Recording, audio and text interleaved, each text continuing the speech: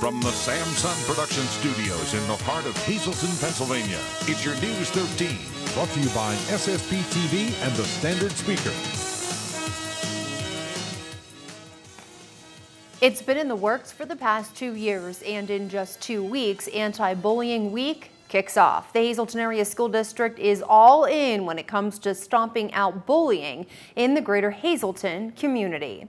Good evening and thanks so much for joining us, everyone. I'm Kristen Bazinski. For the past 2 years, the Hazleton Area School District has been putting together a curriculum on bullying education.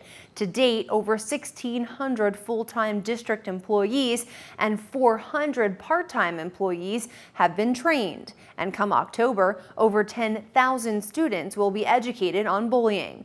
October 1st kicks off the Hazleton Area School District's No Bullying Week. On Tuesday, Hazleton's top cop, local mayors, and the district superintendent presented proclamations supporting Anti-Bullying Week. Hazleton's top cop is also the chairman of the Anti-Bullying Committee. Chief Frank DeAndrea says Anti-Bullying Week not only involves the district, but the entire greater Hazleton community.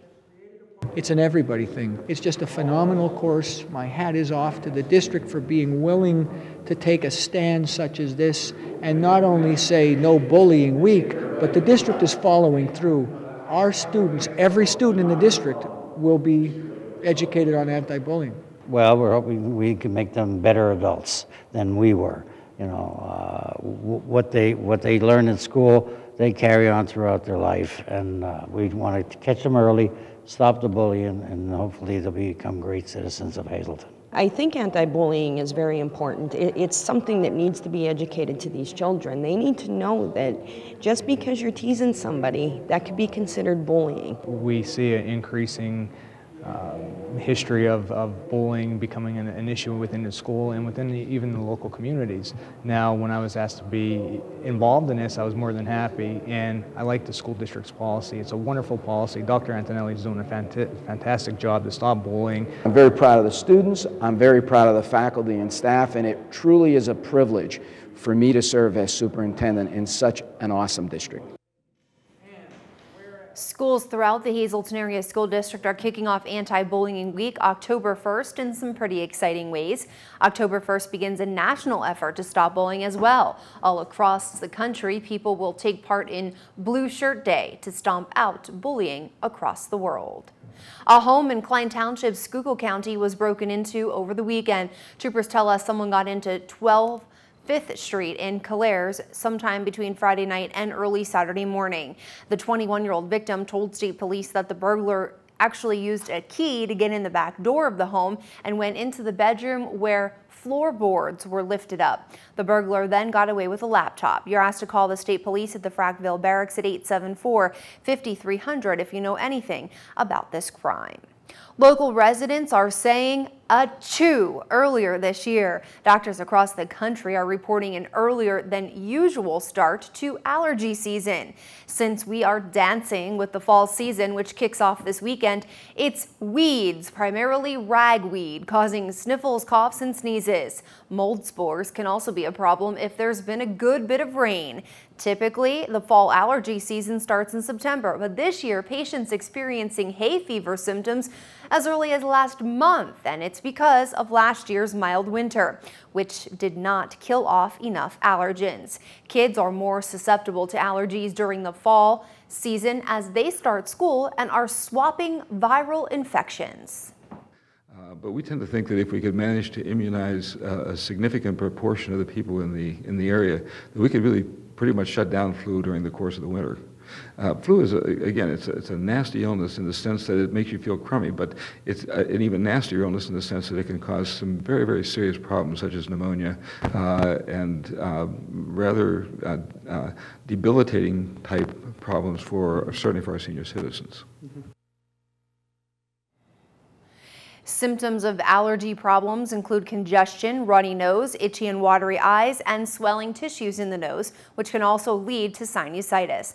Typically, allergy treatment consists of 3 components: avoiding the allergen outdoors, antihistamines and nasal spray, and if necessary, allergy shots. Dr. Child says some bad colds are floating around as well these days, and some are causing high fevers. He warns parents that the colds are highly contagious, and since classrooms act as incubators, make sure to watch your children closely. Flash flood warnings, tornado watches, high wind advisories, and severe thunderstorms. It was a wicked weather day in the area, and the conditions outdoors remain pretty ugly. The National Weather Service was busy all day watching the forecast and even issued a tornado watch for Carbon, Luzerne, and Schuylkill counties. Now the rain started to fall early today. Some areas saw showers already overnight. The wind was whipping and the skies were gray. At times, the rain was falling so fast motorists couldn't even see and needed to pull to the side of the road. It looks like the nasty conditions will continue throughout the night, but we should see some clearing by Wednesday. Your forecast is ahead on News 13. And coming up on News 13, students all around the country are taking a healthier approach this year when it comes to eating. The Hazleton Area School District is all in. What your kids can expect to find on their lunch menu next. Plus, is there a light at the end of the tunnel when it comes to the unemployment rate and those who are searching for a job without any luck? Well, News 13 was with some lawmakers today who were becoming educated themselves to try and help. On your screen right now, you're winning midday lottery numbers. Good luck if you played your daily number 113, Big 4 4822, Quinto 89269, and Treasure Hunt 6720. 2729. Good luck. Good evening, everyone, and here's tonight's social news. First tonight, happy 9th birthday to John J.J. Mazer. This wish comes with love from Mom and Dad.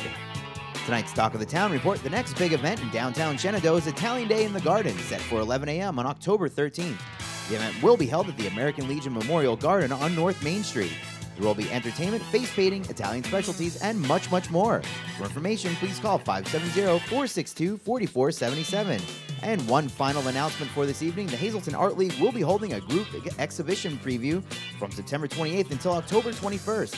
The opening reception will be held Saturday, September 29th from 6 to 9 p.m. For more information, please check out hazletonartleague.org. That's tonight's Talk of the Town. News 13 would like to send sincere condolences to the family and friends of Dorothy J. Hennick, formerly of Claire's. Graveside services will be held Thursday at 11:30 a.m. in the St. Cunegonda Cemetery in McAdoo. The Stanley E. Analosky Funeral Home is in charge of arrangements. Tonight's obituaries have been brought to you by the Smilax Floral Shop located on 15th Street in Hazleton. For delivery to all local funeral homes, call 570-454-0111. And by Mia's. Don't settle for second best when dining out. Discover Mia's new low-priced dinner menu. And remember, there's always plenty of free gated parking behind the Markle Building.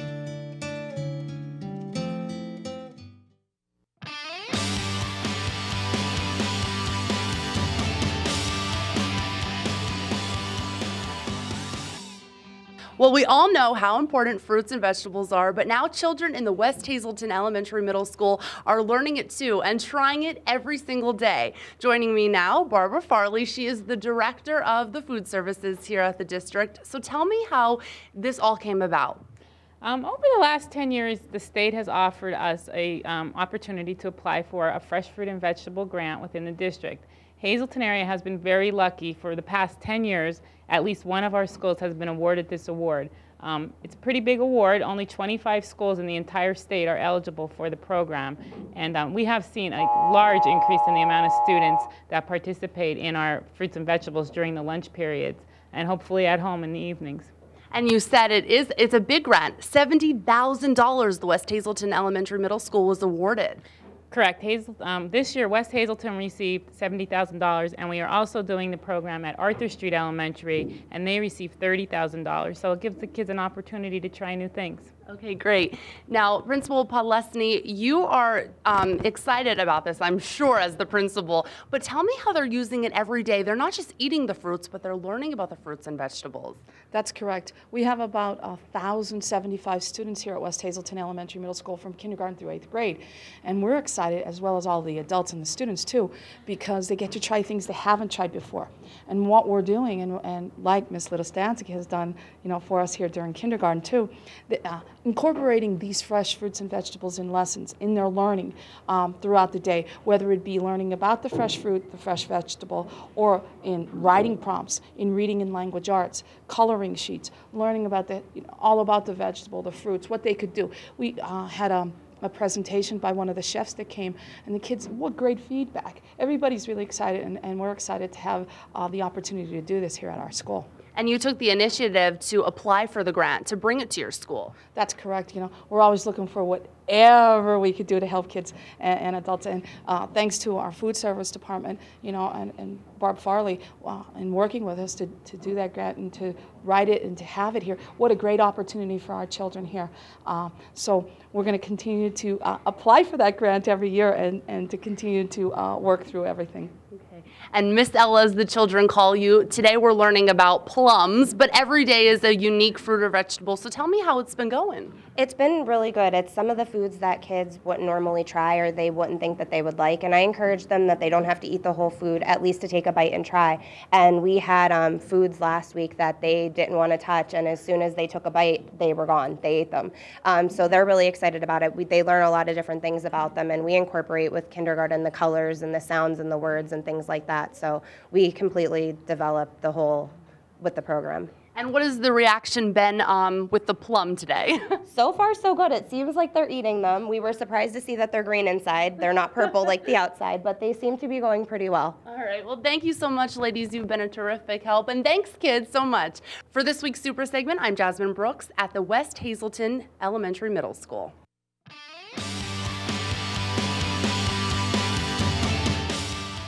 All right, Jasmine, thanks so much. Well, the Fresh Fruit and Vegetable Program, not the only way students are staying healthy these days. The Hazelton Area School District also follows a wellness policy, in addition to the changes made to the lunch program on a national level. The federal government is promoting fresh fruits and vegetables through a program called Let's Move, launched by the First Lady herself. In the past, it was required that students be offered a fruit or veggie at lunch, but this year, they're going one step further by making it a requirement that students get at least one of the two on their tray every day. To keep the carbs down, limitations have been put on the amount of grains served at lunch. Even the amount of protein is being monitored. Children all over America are practicing a healthy lifestyle thanks to the changes made in the lunchroom. And when it comes to the Hazelton Area School District, well, they've taken an extra step by incorporating a wellness policy. Well, the district does have a wellness policy. A few years ago, we developed a policy to promote wellness within our district, and it includes not only nutrition, but also living a healthy lifestyle. We promote physical activity, safety, bullying. All those things are incorporated into our policy. In addition, the Hazelton Area School District has students celebrate birthdays once a month to limit the intake of unhealthy treats. Parents are encouraged to purchase food items through the school's cafeteria at a low price. Students may enjoy low-fat cookies with juice instead of cake and ice cream. Farley says parents do take advantage of this healthy alternative. Not much to say about the weather that you don't already know, unless of course you haven't looked out your window all day. The conditions were downright miserable on this Tuesday, but it won't be long until some changes come our way for the better. Rain continues tonight through the night with a low down to 47, but as the hours go on, the sun comes out for your Wednesday and we'll see a high up to 62 degrees. And same story in Greater Hazelton. West Hazelton Elementary School student Rayona Gilmore does a good job of showing today's conditions. This creative condition is a girl who gets stuck in a rain shower. Lucky for her and all of us, the rain will start to subside overnight. As we just saw in Schuylkill County, Hazleton, much the same. Heavy rain throughout the night. We could see the chance of a severe thunderstorm blowing through, and the wind continues to whip with a low down to 52. Mostly sunny skies will come our way on Wednesday, so the rain is out of here, and a high up to 60 degrees is what we can look forward to. Which is good news. Amelia and I at our break were talking about how bad the weather is out there and how nasty it is, but we're going to talk about something that's going to bring a little sunshine into your day, and that is the upcoming concert for the Greater Hazleton Concert Series, and this is a doozy, right, Amelia? We are very excited and very proud that to open our season, we will be having the Lennon Sisters. Not look-alikes, not sound-alikes, the original Lennon Sisters that performed on the Lawrence Welk Show for 13 or 14 years and then went on to their own show. They've performed all over the United States. It's interesting how they got their start. The Lennon Sisters, one of them happened to be going to school, attending high school with Lawrence Welk's son. And Lawrence Welk's son heard them sing, and he was very, very impressed. He called his father, said, "You've got to hear them." Brought them over to their home immediately. Mr. Welk was sick in bed, but the girls performed. He was so impressed with them, he called the studio and said, "We're contracting them. They're going to perform this Saturday for our Christmas concert." And here started their career. And who cannot remember Zippity Doo Dah, Moon River, Can't Take My Eyes Off of You? It's very, very exciting, and they have grown more beautiful as they've grown older, and the sound is great. I just encourage everyone to maybe go online and listen to them a little bit, and they will be astounded at what they hear. It was their father who also belonged to a quartet. As you know, the Lennon Sisters originally were a quartet, but then as time went on and they married, they resigned from the group and another sister stepped in. So we're going to be having Kathy, Janet, and Mimi. Mimi was the youngest. But their father was the one who taught them how to put the notes together to form a particular chord, which would be a unique sound. Right. And a very intricate harmony, almost like barbershop. Kathy is the one who does the counter melody, and it's going to be very exciting. And I understand from a friend of mine in Tampa who had seen the show this spring. He called and he said to me, "You know, the show is after the show. They stay for as long as the people are there to greet them, to sign autographs, to take pictures with them." So that is something to look forward to. They have been dubbed as America's Sweethearts of Song because they're recognized for their family values and their innocence, which has continued all of their life. They do have their own star on the Hollywood Walk of Fame, and they also were inducted into the Vocal Group Hall of Fame in Sharon.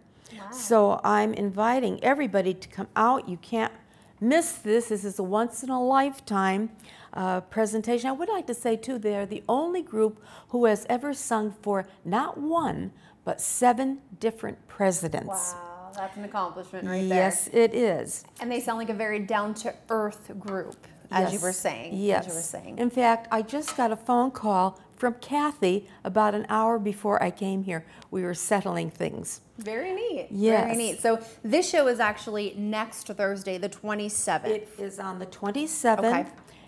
Doors open at 6:30. The concert starts at 7:30. It is at Hazleton Area High School, and I want to clarify this. I'm getting so many phone calls. We say Hazleton Area High School, and people still equate the high school with the castle. Okay. We are not the castle. We are the high school, which is across the street from the former Bishop Havey High School. In Maple Manor. In Maple Manor. Okay. Yes, with all those other schools that are there. Right. So Okay. it starts at 7:30. Memberships are still available. Individual tickets may be purchased, $30 for adults, $10 for students. Even our membership, which is $85, is a steal. One of our members saw the Lennon Sisters in Branson, which is where they perform now. She said she paid more to see their show in Branson than the cost of our entire membership, which is $85 for adults. Wow, Amelia, you definitely cannot beat that. No, you can't. This show is definitely going to sell out, so make sure you get your tickets ASAP to see the Lennon Sisters at the Hazleton Area High School. And we have 2 tickets to give away. We'll give them away later in the week right here on News 13, so make sure you stay tuned. Amelia, as always, thank you so much for joining us. We love having you, and I'm sure we'll see you for the next show. Well, thank you. All right, good luck with the show. Thank you. All right. Well, more news is headed your way next with Jasmine Brooks, so we will be right back. But for now, I'm Kristen Bazinski. Make it a great night. Stay dry. I'll see you back here tomorrow. Stay tuned for much more on News 13. Coming up on News 13, some elected officials were educated on some of the challenges local businesses face, keeping jobs from being created and leaving some owners struggling to make ends meet. From the Samson Production Studios in the heart of Hazleton, Pennsylvania, it's your News 13. Thanks for staying with us tonight. I'm Jasmine Brooks. Well, the number of jobs is up, but so is the number of people looking for work. 3 of the 6 counties with the state's highest unemployment rates are in Northeast Pennsylvania. A scary thought, as the nation's unemployment rate is holding steady at 8.1%. Today, News 13 traveled to Jim Thorpe, Carbon County, where State Representative Tara Toohill joined Representative Doyle Heffley at a public hearing of the House Majority Policy Committee. Representative Heffley hosted the session to discuss workforce development, economic issues, and job creation in the region, and how state government can help the private sector to spur growth. The hearing included 3 panel discussions focusing on emerging and re-emerging industries and opportunities for job creation. Many who address the lawmakers are business owners or those who represent a business who want to stay in the area and want to create jobs, but have hit roadblock after roadblock. What do we need to get to bring jobs and bring industry back into northeastern Pennsylvania, and more importantly for me, back here to Carbon County?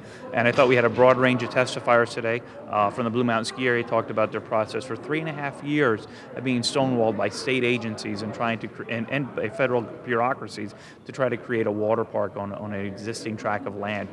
So, you know, as I worked with the ski resort as they went through that process and made notes so we can take back to the policies in Harrisburg and try to change that. We talked to the people that are involved in business and industry here and talked about their need for a workforce and what are the jobs for the next 20 years going to be in our region. We need to start training our children and our teens as they're growing into adults for the jobs that are here. And really they would be lucrative jobs rather than going off and getting certain bachelor degrees. It would be important to have a certain skill set. So nursing, healthcare, welding, machinists, those are very lucrative jobs that are here in the area, but we're not pushing our children towards those jobs. We're not even exposing them to them. State Representative Dave Reed, who is the chairman of the House Majority Policy Committee, led today's hearing in Jim Thorpe. All lawmakers who took part said it was an eye-opening session and now know that many factors play a role in job creation, including gas prices. All agree that new jobs can and will be created once the United States' dependency on foreign oil changes significantly. A local organization that helps make wishes of senior citizens come true needs your help. Elder Wish has the chance to obtain $1,500 from Comfort Keepers if 100 residents display the company's sign in their yard or window for 90 days. It's a unique win-win fundraiser. Comfort Keepers provides in-home care that engages clients and enhances their independence and well-being. Owner of Comfort Keepers, Marlon Duncan, is also an Elder Wish board member. I consider it very important for us at Comfort Keepers to be advocates for seniors. That's why I've been on the board, and my ability to help out in our community here is very important, especially right now where there are so many United Way agencies that have suffered cutbacks, and it's my way of contributing at a local level to Elder Wish and to other organizations as well. Not only is it a fundraiser for Elder Wish, but we also can tell people what a great organization Comfort Keeper is.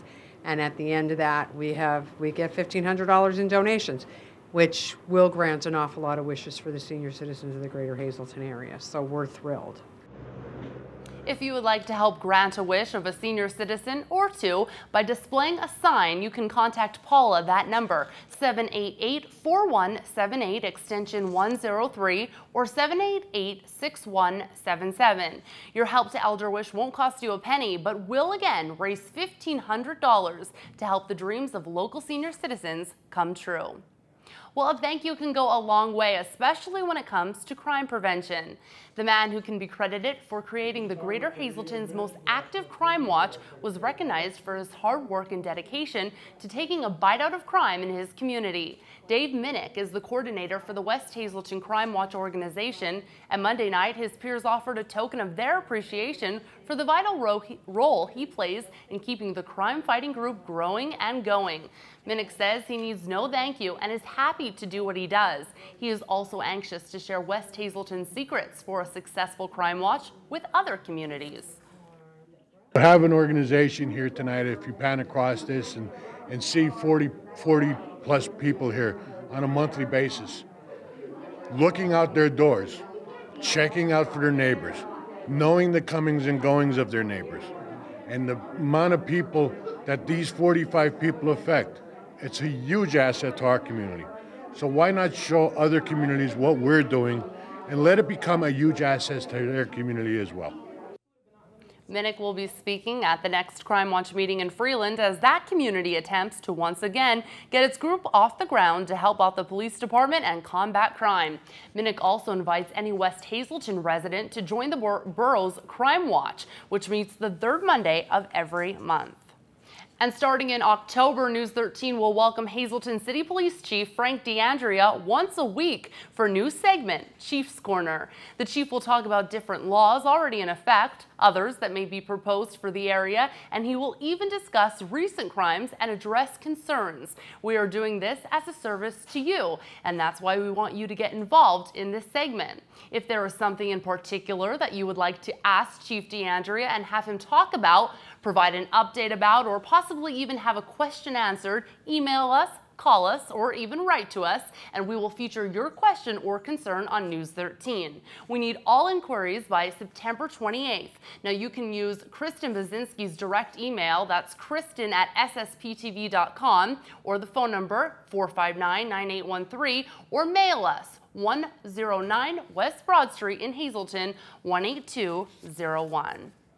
If you live or work in McAdoo, listen up. The borough is alerting all motorists that there will be no parking on the entire length of South Kennedy Drive this Thursday, September 20th, from 4 in the morning until 7 at night. PennDOT will be paving the driving lanes that have been previously milled. All vehicles in violation will be ticketed and towed by the McAdoo Police Department. Signs will be posted. Coming up on News 13, should medical marijuana become legal in the state of Pennsylvania? More on the controversial topic next. Should marijuana be made legal for medical purposes? That was the topic of Monday night's lecture at Penn State Hazleton, presented by Ed Payne, President and CEO of Sorrento Gardens. But Payne wasn't representing Sorrento Gardens this time around. Instead, he was advocating for another position he has held for the past decade, a board member of the Pennsylvanians for Medical Marijuana. News 13 stopping by the presentation called The Case for Legalizing Medical Marijuana. The event, held on Constitution Day, highlighted the history of medical marijuana. There is a lot of good medical research, despite claims from the federal government that none exists as far as its efficacy. So I'm trying to get across some of the more scholarly works, along with the history of how long this drug was actually legal for medical purposes, which is actually up until 1937. And it's only been since that time, and largely driven by racism in the very dark time in our history, that in fact brought it to be illegal. Payne says he hopes this controversial issue will start a discussion. As a supporter of medical marijuana, Payne has testified before the Pennsylvania House and Human Services Subcommittee, as well as published an article in the newsletter of the National Association of Alcohol and Drug Counselors. Not much to say about the weather that you don't already know, unless, of course, you haven't looked out your window all day long. The conditions were downright miserable on this Tuesday, but it won't be long until some changes come our way for the better. Taking a look at tonight in Schuylkill County, mostly cloudy with a chance of rain, 70%, your low down to 47 degrees. And same story, your 4-day outlook. Wednesday, Thursday, Friday, the sun will be shining. 62 for your high Wednesday with a low of 43. For Thursday, 64 for your high and 49 for that low. And Friday, 71 degrees for a high and 54 for your low. Going into Saturday, a chance of showers, partly sunny skies though, with a high near 70. And at night, more showers, mostly cloudy with a low of 50 degrees. Same story in Greater Hazelton, and West Hazelton Elementary School student Ryan Gilmore does a good job of showing today's conditions. This creative condition is a girl who gets stuck in a rain shower. Lucky for her and all of us here, the rain will start to subside overnight. Taking a look in Greater Hazelton, heavy rain tonight. Chance of showers 100% with your low hitting 52 degrees. Then when we look at your 4-day outlook, it goes like this. Wednesday, we're going to see mostly sunny skies with a high near 60, 46 for your low. Thursday, sunny skies with a high of 63 and 53 for your low. And Friday is going to be again mostly sunny with a high of 70 degrees, your low hitting 55, and a chance of showers and partly sunny skies on Saturday, high reaching 70 degrees again. At night, mostly cloudy with a low of 49 degrees. News 13 is giving you the chance to win free tickets to an action-packed event coming to the city of Hazelton. Plus, Freddie B is in with all your sports action. He'll talk boys soccer next. SSPTV Sports on News 13 with Fred Barletta Jr. Last year, the Hazelton area Cougar boys soccer team won just one time all season long. This year, well, new coach, new field. Put it all together, you're going to see a little bit of a turnaround. Well, so far, the team already has doubled their win output yesterday. Good test with Wyoming Seminary coming into Hazelton. Let's go down to the Maple Manor field, and you might recognize this, the former Bishop Hafey High School football field. Now the new home of Cougar soccer. You're taking a look at the Cougars in their home whites, and early on, Wyoming Seminary jumped out to a 1-0 lead in this one.